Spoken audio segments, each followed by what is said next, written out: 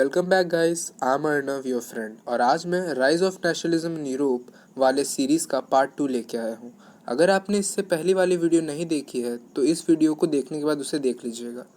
तो आज की वीडियो में हम इस चैप्टर के सेक्शन 1 जो कि है the French revolution and the idea of the nation, इसे समझेंगे।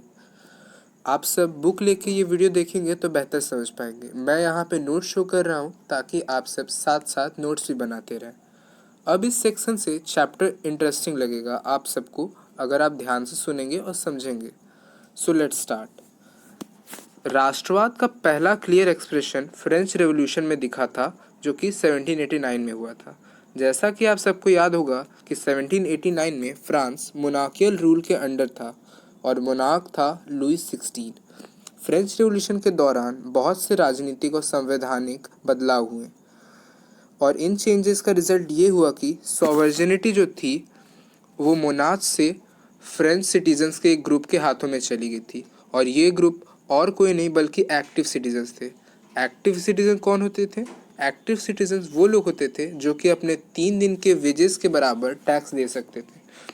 और सॉवर्जिनिटी के बारे में मैंने पिछले वीडियो में बताया था कि किसी प्लेस की हाईएस्ट अथॉरिटी, हाईएस्ट पावर को बोलते हैं सॉवर्जिनिटी। इस रिवॉल्यूशन ने ये अनाउंस कर दिया कि अब राष्ट्र को बनाने और उसके डेस्टिनी यानी नियति को शेप देने का काम अब देश के नागरिकों का होगा। बुक में और मेरे नोट्स में इस लाइन को ऐसे दिखाया है कि द रिवॉल्यूशन प्रोक्लेम्ड। प्रोक्लेम्ड मतलब होता है अनाउंसमेंट करना। ओके, तो डिफिकल्ट वर्ड देख के कंफ्यूज मत हो जाइएगा। शुरुआत से ही फ्रांस के क्रांतिकारियों ने बहुत से ऐसे मेजर्स और प्रैक्टिसेस इंट्रोड्यूस कराए जिससे एक सेंस ऑफ कलेक्टिव आइडेंटिटी, मतलब कि ऐसी भावना विकसित हो जिससे सारे फ्रेंच सिटीजन्स में यूनिटी बने। वो ऐसा सोचे कि वो सब एक ही हैं, एक ही नेशन के लोग हैं। इसमें ला पट्री यानी फादरलैंड और ले सिटोयन यानी द सिटीज़न के आइडियाज़ में इस बात पे जोर दिया गया कि एक यूनाइटेड कम्युनिटी बने फ्रांस में जो इक्वल राइट्स इंजॉय करे एक कॉन्स्टिट्यूशन के अंडर रहते हुए। ये आपको याद रखना होगा कि ला पट्री का मतलब फादरलैंड और ला सिटोयन मतलब द सिटीज़न। अगला काम जो उन्होंने किया वो ये था कि उन्होंने अपने देश यानी फ्रांस के लिए एक नेशनल फ्लैग चूज़ किया जिसमें 3 कलर्स थे, ब्लू, वाइट और रेड। तीसरा काम उन्होंने ये किया कि पार्लियामेंट का नाम बदल दिया। फ्रेंच रिवॉल्यूशन से पहले वहाँ की पार्लियामेंट का नाम स्टेट्स जनरल था, उन्होंने इसको रीनेम करके नेशनल असेंबली बना दिया। फोर्थ, उन्होंने न्यू हिम्स, ओथ्स और पैट्रियोटिक सॉन्ग्स बनाए जो कि फ्रांस नेशन के नेम पे थे। फिफ्थ, उन्होंने एडमिनिस्ट्रेशन को सेंट्रलाइज किया और अपने नेशन के सारे सिटीजन्स के लिए यूनिफॉर्म लॉज बनाए। यूनिफॉर्म लॉज में उन्होंने इंटरनल कस्टम ड्यूटीज़ और ड्यूज़ को हटा दिया और एक uniform system of weights and measures को अडॉप्ट किया गया। इसको हम अगली वीडियो में डिटेल से समझेंगे। और उन्होंने क्या किया, रीजनल डायलेक्ट्स मतलब क्षेत्रीय बोलियों को डिस्करेज किया गया और फ्रेंच जो कि पेरिस में बोली और लिखी जाती थी उसे नेशन का कॉमन लैंग्वेज बना दिया गया। क्रांतिकारियों ने फिर आगे ये डिक्लेयर किया कि फ्रेंच लोगों का मिशन और नियति ये है कि वो यूरोप के लोगों को डेस्पोटिज्म से आज़ाद करवाए। दूसरे शब्दों में कहे तो यूरोप के लोगों को नेशंस बनने में हेल्प करे। अब डेस्पोटिज्म का मतलब समझते हैं। डेस्पोटिज्म मतलब होता है ऐसा गवर्नमेंट जहाँ पर सारी पावर एक सिंगल पर्सन के पास होती है, जैसे कि मोनार्कियल सिस्टम।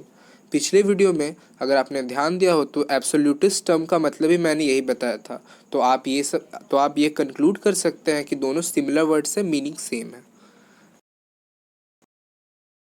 यहाँ तक तो बात हो गई कि फ्रांस में नेशनलिज्म कैसे कैसे हुआ। अब समझते हैं कि फ्रेंच पीपल्स ने राष्ट्रवाद के आइडिया को पूरे यूरोप में कैसे स्प्रेड किया। ये काम एक क्रोनोलॉजिकल ऑर्डर में हुआ यानी एक सीक्वेंस में हुआ। तो चलिए इसे समझते हैं।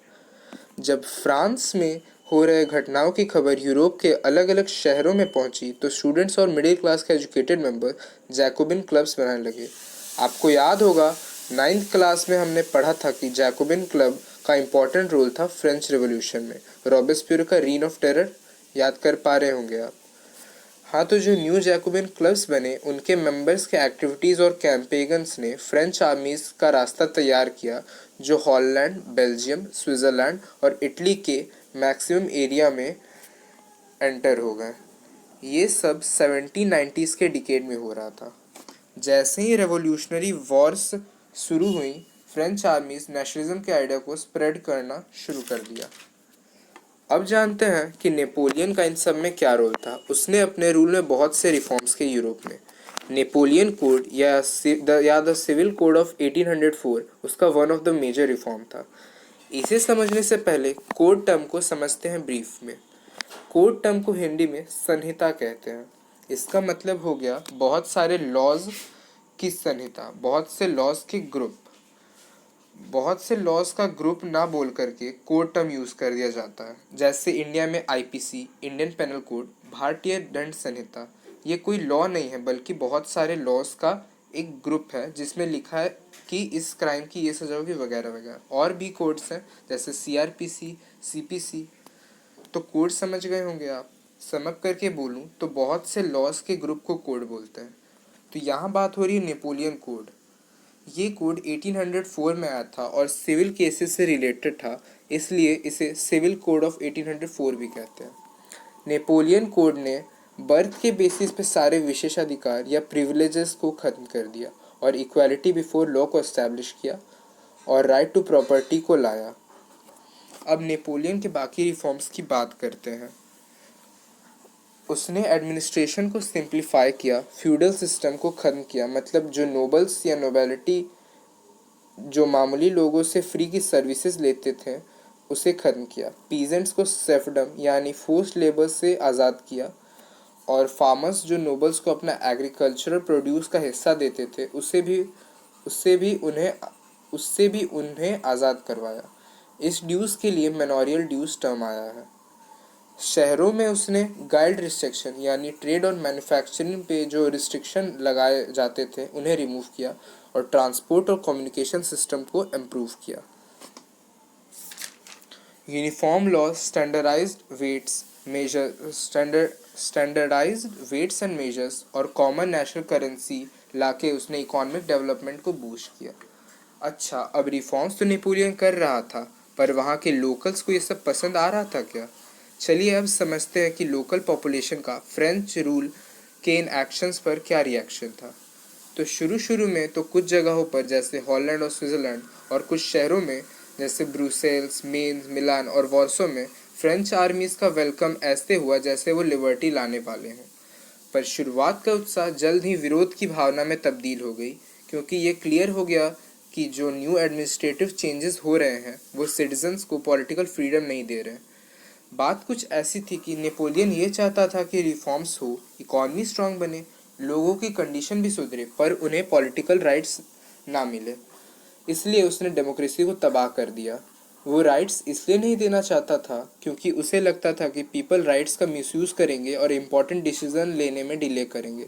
वो पावर को सेंट्रलाइज रखना चाहता था।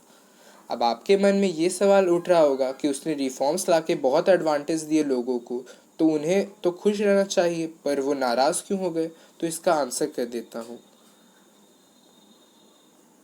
उसने जितने एडवांटेज प्रोवाइड किए उन सबको इंक्रीज टैक्सेशन, मीडिया पे सेंसरशिप, बचे हुए यूरोप को जीतने के लिए फ्रेंच आर्मीज़ में ज़बरदस्ती भर्ती करवाना, इन सब चीज़ों ने उसके एडवांटेजेस को फीका कर दिया, आउटवे कर दिया।